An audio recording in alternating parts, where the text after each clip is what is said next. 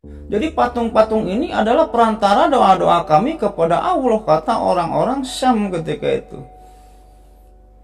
Si Amr blow on gitu loh, kalau si Amr itu blow on. Wah, bener juga, masuk akal juga gitu kan. Iya Amr, semenjak kami ini di Syam ini memohon atau berdoa kepada si berhala-berhala ini, patung-patung ini, lihat Syam sekarang subur, hujan banyak katanya. Oh kalau gitu boleh gak saya minta satu, kata si Amr bin Luhai ketika itu. Minta satu berhalanya ini gitu. Mau ngapain lu minta-minta berhala kepada kami? Nanti akan saya bawa ke Mekah, akan saya perkenalkan berhala-berhala Syam ini ke Mekah gitu. Ketika itu orang Syam pun menyetujui. Akhirnya si Amr bin Luhai pun dikasihlah satu berhala yang sangat besar ketika itu di Pulau Persia. Lalu berhala yang sangat besar itu dibawa oleh si Amr bin Luhai ini ke Mekah, yang dimana berhala tersebut diberi nama Hubal,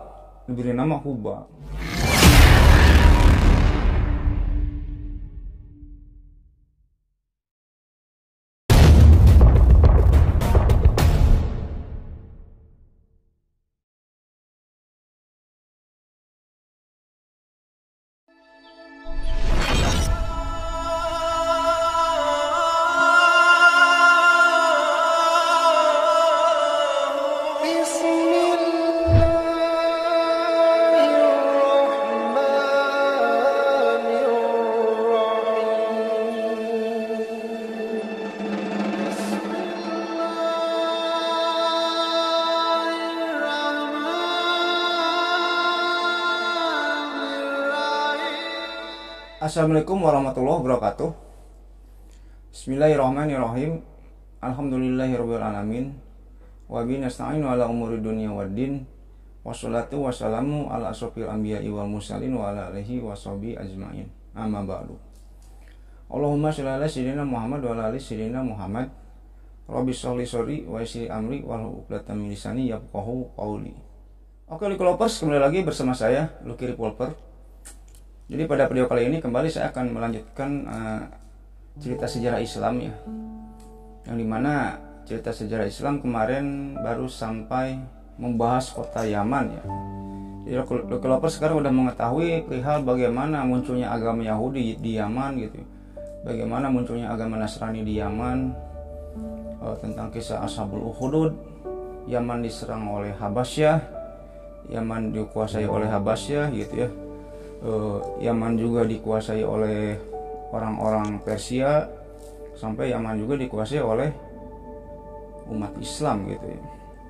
Mungkin yang belum nonton, tonton saja di part-part sebelumnya, part 1 sampai part berapa saya lupa. Oke, sekarang kita tinggalkan Yaman. Sekarang kita akan membahas suatu membahas seorang manusia yang ada di kota Mekah, yang dimana konon orang ini adalah orang pembawa berhala pertama di Mekah, kayak gitu loh. Jadi orang ini adalah orang pembawa berhala pertama di Mekah. Siapakah orang tersebut? Dirinya adalah Amr bin Luhai gitu. Amr bin Luhai.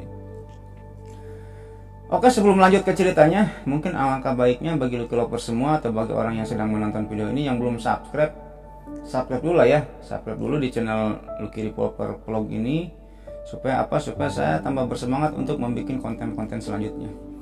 Dan yang sudah subscribe, saya ucapkan banyak terima kasih. Mudah-mudahan amal Lukilovers semua yang sudah subscribe dibalas oleh Allah Subhanahu wa taala beratus-ratus kali lipat, beribu-ribu kali lipat, dan berjuta-juta kali lipat. Oke, mungkin kita lanjut ke ceritanya Lukilovers. Jadi mungkin sekarang ini kita akan membahas dulu nasabnya Amr bin Luhai gitu Lukilovers ya. Ini mah sedikit aja biar kita merefresh aja Lukilovers ya. Jadi kan Nabi besar Muhammad ini mempunyai ayah ini namanya Abdullah Lukilovers ya. Abdullah ini nama ayahnya Nabi Muhammad ya. Abdullah ini punya ayah lagi namanya Abdul Muthalib ya, atau disebut Saibah gitu.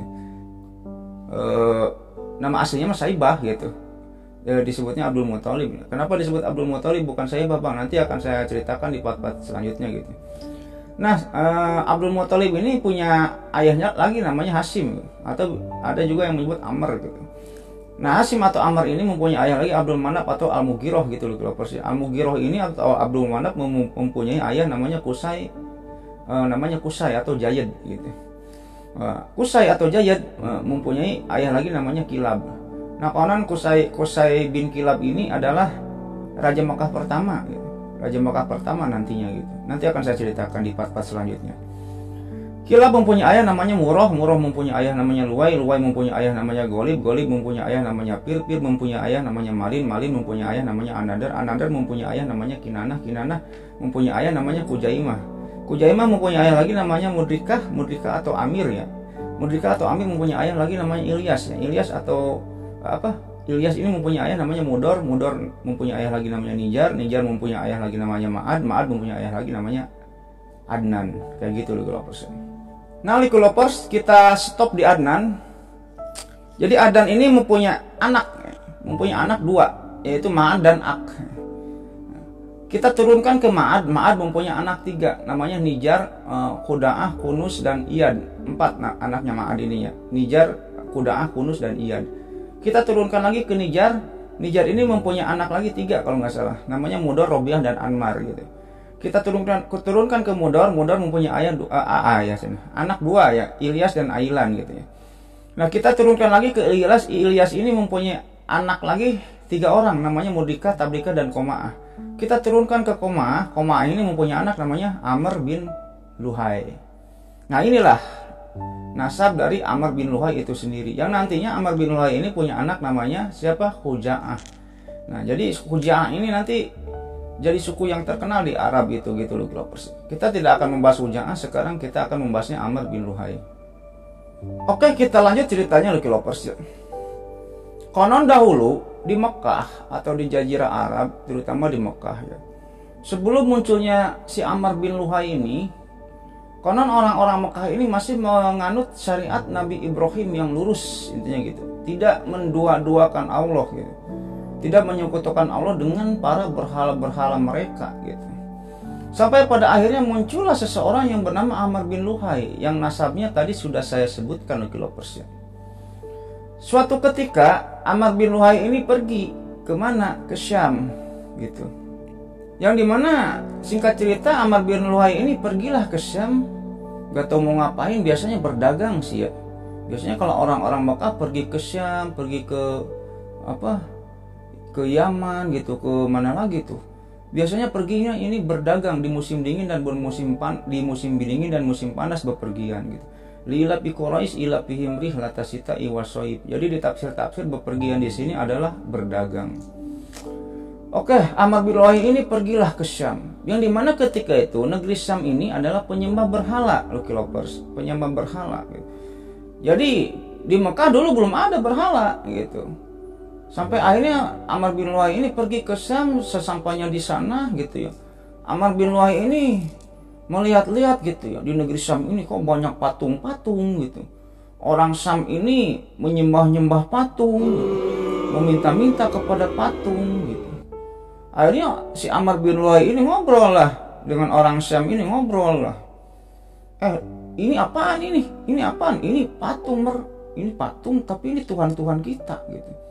Tuhan, maksudnya gimana maksudnya? Ya jadi gini, patung-patung ini pelantara doa kami kepada Tuhan kami, kata orang-orang Syam gitu.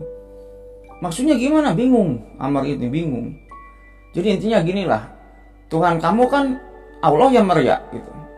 Ya, iya Tuhan saya Allah. Jadi ketika itu Tuhan orang Mekah itu Allah loh lovers ya.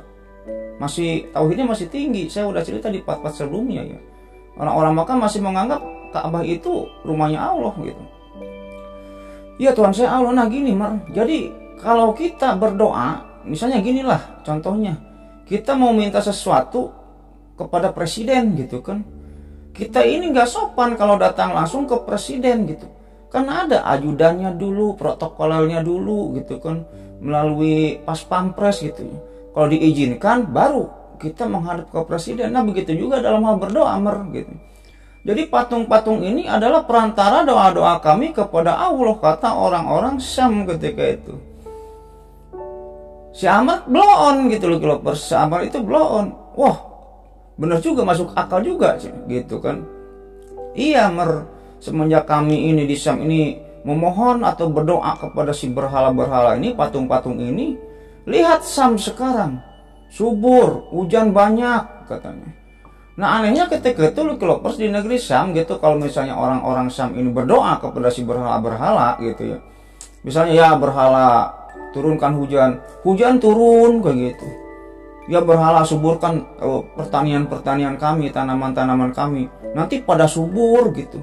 Padahal kan itu tipu daya iblis gitu. Itu sama aja kita meminta pertolongan kepada iblis, kepada setan dari golongan jin gitu. Kayak gitu Lucky Lovers. Padahal kan itu tipu daya iblis Lucky Lovers, tipu daya iblis. Di surat jin sendiri iblis kan ngomong, jin kan ngomong gitu ya. Wa nahu kana rijalu minal insi yauduna birijali minal jin fajaduhum rohaqo gitu. Itu nggak boleh itu. Banyak orang manusia dari kalangan laki-laki meminta pertolongan dari kalanganku kepada jin gitu. Itu akan membuat kerusakan nantinya, nggak benar itu. Itu jin sendiri yang ngomong gitu. Tapi ketika itu si Amr bin Luhai blow on gitu. Oh kalau gitu boleh nggak saya minta satu, kata si Amr bin Luhai ketika itu. Minta satu berhalanya ini gitu. Mau ngapain lu minta-minta berhala kepada kami? Nanti akan saya bawa ke Mekah, akan saya perkenalkan berhala-berhala Syam ini ke Mekah gitu. Ketika itu orang Syam pun menyetujui. Akhirnya si Amr bin Luhai pun dikasihlah satu berhala yang sangat besar ketika itu Lucky Lovers. Ini berhala yang sangat besar itu dibawa oleh si Amr bin Luhai ini ke Mekah. Yang dimana berhala tersebut diberi nama Hubal. Diberi nama Hubal. Akhirnya si Hubal tersebut dibawalah ke Mekah. Dan ketika itu oleh penduduk Mekah ditanya-tanya, Mar ini apaan Mar? Diceritakan oleh si Amr bin Luhai ini kepada penduduk Mekah. Ini berhala Hubal, ini si Hubal namanya. Lu nanti kalau berdoa, minta doanya ke sini nih, ke si Hubal. Nanti doa kita akan si Hubal sambungkan kepada Allah. Ini tuh sekutu-sekutunya Allah. Oh yang benar Mar, lu jangan bohong, ya coba aja, coba gitu kan. Akhirnya si Hubal pun ditaruh di suatu tempat di Mekah. Akhirnya orang-orang Mekah itu pada berdoa ke si Hubal ini gitu. Ya Hubal, tolong turunkan hujan. Akhirnya hujan turun gitu. Ya Hubal, tolong gemukkan gembalan-gembalan kami. Akhirnya pada gemuk gitu. Ya Hubal, tolong pertanian-pertanian kami gitu. Kurma-kurma kami, tolong banyakkan buahnya. Akhirnya pada banyak buah gitu. Semenjak dari sanalah gitu, ketika doa-doa mereka ini dikabulkan oleh si Hubal, ya intinya bukan sama si Hubal dikabulkannya. Akhirnya orang-orang Mekah itu 100% percaya, oh si Amr benar juga ya, si Amr benar juga ya gitu kan. Akhirnya tersebarlah perihal gosip tersebut gitu. Intinya perihal adanya sekutu Allah yang bernama Hubal tersebar ke suku-suku yang ada di Jazirah Arab gitu. Akhirnya pada berdoa lah gitu, pada berdoa orang-orang Madinah pada berdoa ke si Hubal gitu, orang-orang Taif pada berdoa ke si Hubal gitu, orang-orang Kinanah gitu pada berdoa ke si Hubal. Akhirnya doa-doa mereka pada berdesak-desak, pada ngantri lah. Bukan berbagai macam suku di Mekah itu minta doanya ke satu, ke si Hubal. Jadi desak-desakan gitu, ngantri lah. Ada yang datang pagi baru bisa ngedoa sore gitu kan. Ada yang datang siang baru bisa berdoa ke si Hubal malam karena ngantri gitu. Akhirnya melihat hal tersebut gitu ya, para pimpinan suku yang ada di Mekah ini, yang ada di Arab ini, memiliki ide ke si Amr ini, mer gini mer. Ini kan doa kita ngantri nih ke si Hubal ini. Gua kalau datang pagi kebagian ngedoanya sore gitu. Gua kalau datang sore kebagian ngedoanya malam gitu. Ini ngantri mer doa kita. Nih mer bagaimana mer? Kalau masing-masing suku kita bikin berhala masing-masing katanya. Kata para pimpinan suku ketika itu ngariung sama si Amr bin Luhai. Kata si Amr bin Luhai ketika itu, oh ya udah itu ide yang bagus katanya. Ide yang bagus. Akhirnya melihat hal tersebut gitu, melihat sarannya dari si Amr tersebut, akhirnya Bani Quraisy ya, Bani Quraisy ini dan Bani Kinanah membuat berhala gitu yang dinamakan Al-Uja gitu. Al-Uja gitu. Bikin patung, dipahatin patungnya udah jadi si Ujanya ini, berhala yang dinamakan Uja ini. Si Uja ini disimpan di daerah, ada disebut daerahnya Naklah namanya. Si berhala Uja pun dibuatin rumah gitu, dibuatin rumah untuk penyembahan Uja ini gitu, yang dimana rumah penyembahannya ini biasa dibersihkan atau dilayani oleh Bani Saibah dan Bani Sulaim. Jadi Bani Saibah dan Bani Sulaim ini sekutunya Bani Hashim. Bani Hashim ini siapa? Baninya Rasul, baninya Nabi gitu. Hanya orang-orang Quraisy dan Kinana sekarang udah memiliki berhala nih, namanya si Uja, si Al-Uja. Nah, melihat hal tersebut tuh kelepers ya, orang-orang suku Taif. Jadi di Taif ini ada sebuah nama daerah Taif gitu, ada kabilah namanya kabilah Sakif. Sirik lah. Mer. Masa si Quraisy sama Kinanah bikin berhala? Gua juga mau bikin, boleh nggak, Mer? Ya itu ide yang bagus, kata si Amr bin Luhai ini. Oh ya udah, akhirnya orang-orang Taif ini membuat berhala lu kelepers. Ngambil batu yang sangat besar, dipahatin jadi patung. Udah jadi patung, diberikan nama berhala tersebut adalah Al-Lata. Jadi di Taif ini ada rumah Al-Lata gitu, namanya rumah Al-Lata. Jadi rumah khusus sembahyangnya orang-orang Taif menyembah si Al-Lata gitu. Jadi orang-orang Taif meminta pertolongan atau doa-doanya itu ke si Al-Lata gitu. Si Al-Lata pun, rumah Al-Lata ini dijaga dibersihkan gitu ya. Intinya marbotnya lah. Marbotnya gitu ya. Oleh Bani Muatib dan Bani Sakif. Kabilah Sakif gitu dan Bani Muatib. Melihat hal tersebut, tersebarlah kabar. Kemana? Ke Madinah. Kan di Madinah ini ada dua suku yang sangat besar ketika itu. Suku Aus dan suku Khazraj namanya. Nanti akan saya ceritakan kalau bersama. Terdengar nih, aduh si siapa tadi, si Taif ini punya berhala Al-Lata, iya si Kinana sama Quraisy punya berhala Uja. Udah kita bikin yuk, kata si Aus sama si Khazraj ini di Madinah nih, di Yatsrib dulu itu. Ya, mereka orang-orang Madinah bikin patung, bikin berhala. Udah jadi, udah indah, dipahatin, dicat gitu ya. Diberikan nama berhala yang ada di Madinah tersebut adalah namanya Al-Manat gitu. Nah, jadi ketika itu ada 4 berhala yang terkenal di Arab, di Mekah gitu. Yaitu Lata, Uja dan Manat gitu, dan si Hubal gitu. Gara-garanya siapa? Gara-garanya si Amr bin Luhai gitu. Menyebarkan hoak, gosip gitu. Akhirnya sedikit demi sedikit gitu, orang-orang Mekah ini atau Jazirah Arab ini meninggalkan ajaran atau syariat, bukan meninggalkan sih ya, menambahkan gitu. Ditambah-tambahkan lah gitu. Syariat Nabi Ibrahim ini yang tadinya murni penyembah Allah gitu ya, menjadi kalau ngedoain ini ke sekutu-sekutu mereka, berhala-berhala itu. Gara-gara siapa? Gara-gara si Amr bin Luhai. Kan kata Rasulullah ini, saya melihat Amr bin Luhai ini ususnya terhambur, terbulai di neraka gitu. Jadi menyeret ususnya di neraka si Amr bin Luhai ini. Karena apa? Karena dia orang pertama yang memberikan ide untuk menyekutukan Allah dengan berhala-berhala tersebut. Intinya kayak gitu, Liklovers. Ya akhirnya gosip tentang perberhalaan tersebut tersebar lah ya di Mekah atau di Jazirah Arab ini. Sampai pada akhirnya suku-suku lain pun mengikuti itu ya, mengikuti itu. Kayak ada namanya berhala Pals. Bukan Iwan Fals ya, ada namanya berhala Pals, yaitu miliknya kaum Toyi ya, dan penduduk yang tinggal di 2 gunung Sama dan Aja ya.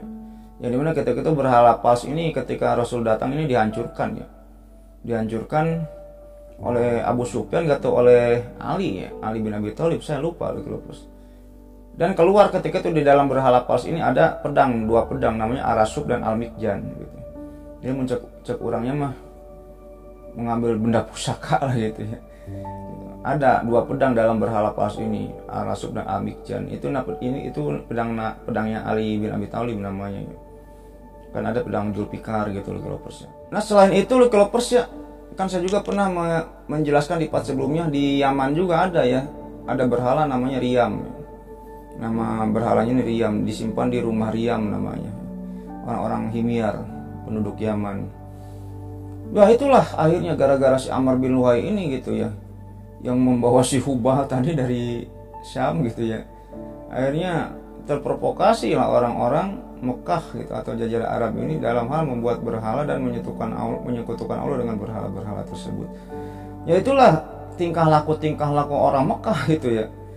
Banyaklah tingkah laku orang Mekah ini yang menyekutukan Allah gitu ya. Sebelum Rasulullah ini datang diutus jadi nabi dan rasul. Oleh sebab itulah gitu loh, kalau percaya Rasulullah Shallallahu Alaihi Wasallam Muhammad ini diutus di Mekah karena apa? Ya ketika itu di Mekah atau Jazirah Arab ini ya paling ekstrim lah gitu, udah keluar kodrat lah dalam hal-hal din agama gitu. Makanya Rasulullah ini diutus di sana ini karena untuk meluruskan kembali ajaran-ajaran murni yang telah dibawa oleh Adam, Idris, Nuh, nabi-nabi dan rasul yang lain gitu, terutama Ibrahim. Intinya kayak gitu lah Lovers. Dan selain itu Lovers, orang-orang Makkah juga suka intinya sakarep dewek lah gitu, sakarep dewek. Jadi intinya kayak gini lah, orang-orang Makkah ketika itu suka ini apa sih istilahnya, intinya kayak gini lah. Jadi ketika itu orang-orang Makkah ini suka menghukumi sesuatu gitu sesuai dengan keinginannya sendiri atau gitu, atau sesuai dengan istilahnya hukum adat yang turun-temurun terjadi di daerahnya gitu. Seperti contoh ketika itu ya, di Mekah ini ada istilahnya namanya 4 istilah gitu. Yang satu al-bahiroh, 2 as-saibah, 3 al-wasilah, 4 al-hami gitu ya, ham gitu. Jadi ada 4 istilah gitu. Yang ketika itu keempat istilah ini sangat dijunjung tinggi dan ditaati oleh penduduk yang ada di Jazirah Arab atau kota Mekah gitu. Istilah pertama al-bahiroh, istilah kedua as-saibah, istilah ketiga al-wasilah, dan istilah keempat al-hami. Apa itu al-bahiroh, as-saibah, al-wasilah, dan al-hami gitu? Kita jelaskan. Jadi al-bahiroh ini adalah anak betina as-saibah gitu. Anak betina as-saibah gitu. Atau bisa juga ada yang menyebut al-bahiroh ini adalah binatang atau unta yang dipersembahkan buat Tuhan-Tuhan mereka gitu. Ada 2 istilah. Jadi kalau misalnya mereka mau minta sesuatu gitu, ada unta lah, beberapa unta disembahkan di berhala-berhala mereka, itu dinamakan al-bahiroh gitu. Ada juga yang menyebut al-bahiroh ini adalah anak betina as-saibah gitu. Sekarang apa itu as-saibah gitu kalau persia. Jadi as-saibah ini adalah unta yang melahirkan sebanyak 10 kali gitu. As-saibah nih ya. As-saibah ini adalah unta yang melahirkan sebanyak 10 kali, yang dimana seluruh anaknya adalah betina tanpa diselingi anak jantan gitu. Jadi kalau ada unta yang melahirkan sebanyak 10 kali dan seluruh anaknya betina tanpa diselingi dengan jantan gitu, ketika itu as-saibah harus dilepas. As-saibah ini harus dilepas, tidak ditunggangi, bulu tidak dicukur, susu tidak diminum kecuali untuk tamu. Ngerti nggak lu Lovers? Jadi kalau ada unta betina yang melahirkan sebanyak 10 kali ya, tidak diselingi dengan anak jantan, anaknya ini betina semua gitu. Nah, as-saibah ini si unta ini harus dilepas, tidak ditunggangi, nggak boleh dicukur bulu-bulunya, susunya jangan diminum kecuali untuk tamu gitu. Kalau ada tamu boleh tuh diperes tuh si susunya si as-saibah ini. Dan jika setelah itu kalau as-saibah ini melahirkan anak betina lagi gitu, telinganya harus dipotong. Jadi kalau anaknya yang ke-11 ini telinganya harus dipotong dia.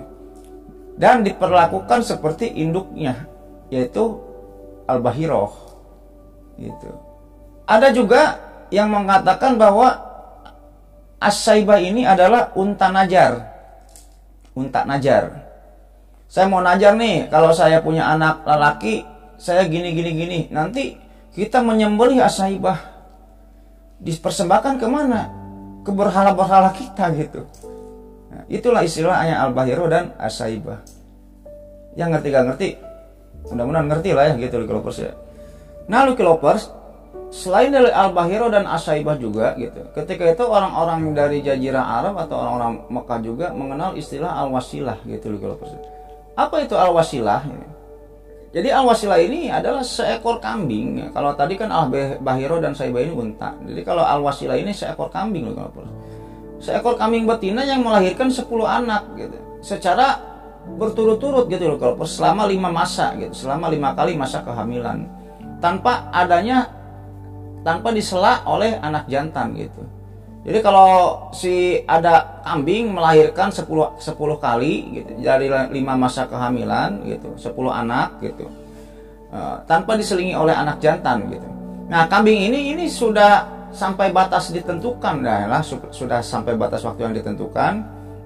Nah apabila kambing ini melahirkan lagi, akan diberikan kepada kaum laki-laki, tidak pada perempuan gitu, si kambingnya ini gitu. Kecuali jika 1 ekor anaknya ada yang mati gitu. Jadi yang 10 anak ini ada yang mati, baru boleh dimakan oleh perempuan atau laki-laki si kambingnya ini. Dan jika masih melahirkan lagi si kambingnya ini, anak kambingnya hanya diperuntukkan untuk laki-laki, tidak untuk perempuan. Itulah kebiasaan-kebiasaan orang Arab ketika itu ya. Ada juga yang menyebut bahwa Al-Wasilah ini adalah kambing yang melahirkan 2 anak. Kalau melahirkan 2 anak betinanya ini buat Tuhan gitu, buat sesembahan berhala-berhala mereka gitu. Kalau anak betinanya ini gitu. Itulah Al-Wasilah gitu loh. Dan selain itu, selain Al-Wasilah, orang-orang Jazirah Arab atau orang-orang Mekah juga mengenal dengan istilah apa tadi? Lupa satu lagi saya. Al-Bahiro, As-Saibah, Al-Wasilah dan Ham. Mengenal dengan istilah Al-Hami.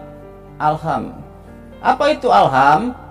Jadi Al-Hami ini jika ada unta yang melahirkan 10 anak betina secara berurutan tanpa ada selah dari anak jantan gitu ya.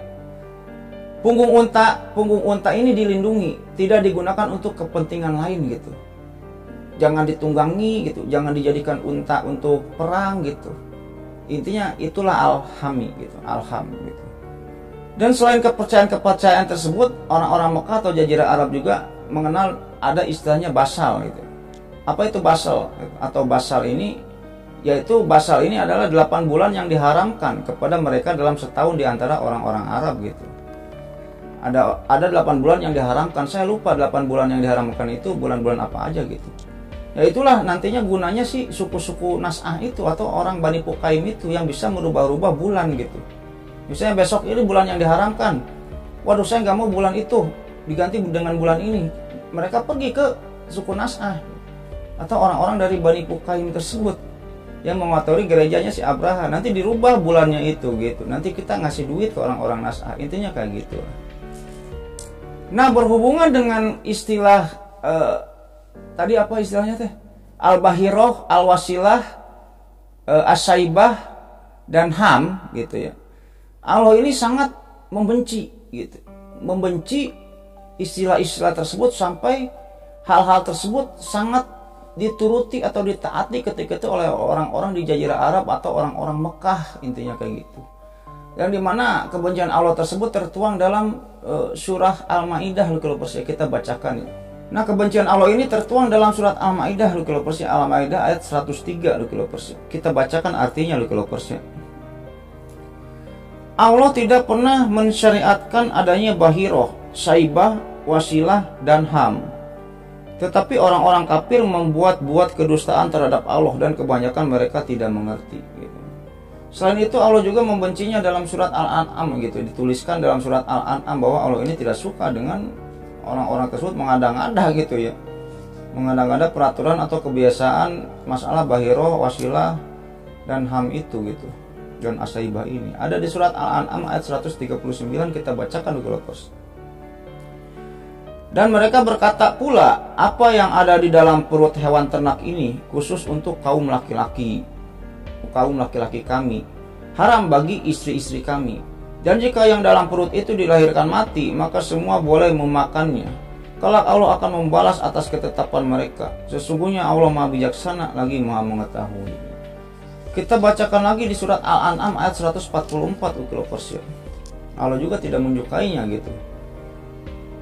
Dan dari unta sepasang dan dari sapi sepasang, katakanlah apakah yang diharamkan dua yang jantan atau dua yang betina, atau yang ada dalam kandungan kedua betinanya? Apakah kamu menjadi saksi ketika Allah menetapkan ini bagimu? Siapakah yang lebih zalim daripada orang-orang yang mengada-ngada kebohongan terhadap Allah untuk menyesatkan orang-orang tanpa pengetahuan? Sesungguhnya Allah tidak akan memberi petunjuk kepada orang-orang yang zalim. Selain itu Allah juga membencinya ya. Dituangkan dalam surat Yunus ayat 59, kita bacakan artinya Lukilopos. Katakanlah Muhammad, terangkanlah kepadaku tentang rezeki yang diturunkan Allah kepadamu. Lalu kamu jadikan sebagiannya haram dan sebagiannya halal. Katakanlah, apakah Allah telah memberi izin kepadamu tentang ini? Ataukah kamu mengada-ngada atas nama Allah gitu. Nah, intinya Allah juga tidak menyukai tentang kebiasaan-kebiasaan atau peraturan atau istilahnya peraturan leluhur lah ya dari orang-orang Mekah ini tentang Al-Bahiro, As-Saibah, Al-Wasilah dan Al-Kham ini gitu Lukilopers. Ya itulah Lukilopers ya. Sebagian kecil kebiasaan-kebiasaan orang-orang Mekah ketika itu sebelum Rasulullah diutus menjadi Nabi dan Rasul. Menyembah berhala yang dibawa oleh Amr bin Luwai awalnya gitu. Membiasakan tentang kebiasaan Al-Khami, Al-Bahiro, As-Saibah dan Al-Wasilah. Makanya Allah juga tidak menyukai hal tersebut gitu loh Lukilopers. Nah inilah gitu loh Lukilopers ya. Kan kita kalau misalnya membaca surat Al-Maidah, Al-An'am, Yunus gitu ya, membaca artinya ayat 103, ayat 139, ayat 59, ayat 144. Kalau kita tidak memahami sirah-sirahnya atau tidak memahami tentang asbabun nuzul yang terkandung dalam surat-surat tersebut, kita bingung apa maksud dari artinya gitu. Ya inilah manfaatnya memahami mempelajari tentang asbabun nuzul gitu, asbabul wurud, dan mempelajari tentang sirah-sirah gitu ya, sirah-sirah nabawiyah gitu. Itulah kebiasaan-kebiasaan orang Arab yang dulu sangat melenceng dari ajarannya Nabi Ibrahim sebelum Rasulullah diutus menjadi Nabi dan Rasul. Intinya kayak gitu Lukilopers. Ya mungkin video kali ini cukup dulu Lukilopers ya. Mungkin video kali ini cukupkan sekian dulu. Terima kasih pada Lukilopers semua yang telah menonton video ini sampai selesai gitu ya. Dan jangan lupa ambil yang baiknya, buang yang jeleknya dalam cerita ini. Dan jika saya ada salah-salah kata atau salah-salah nama atau salah istilah dalam hal Al-Bahiro, Saibah, Al-Wasilah, dan Al-Hami ya, yaitu sepemahaman saya seperti itu. Mungkin kalau ada yang beda ya mohon maaf, mungkin saya yang salah gitu Lukilopers ya. Dan hal tersebut tidak saya sengaja gitu. Ya sebelum saya tutup videonya, jangan lupa subscribe untuk mendukung channel ini. Jangan lupa subscribe karena subscribe itu gratis ya. Dan sebelum saya tutup juga di video ini, tak lupa juga saya mendoakan ya kepada Lukilopers semua. Allahumma inna nas'aluka bi anna lakal hamdu la ilaha illa anta wahdaka la syarika lakal mananu badius samawati wal ard dzul jalali wal ikram ya hayya qayyum.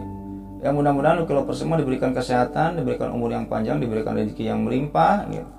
Bagi Lukilopers semua yang belum punya jodoh, mudah-mudahan dipertemukan oleh Allah jodohnya gitu.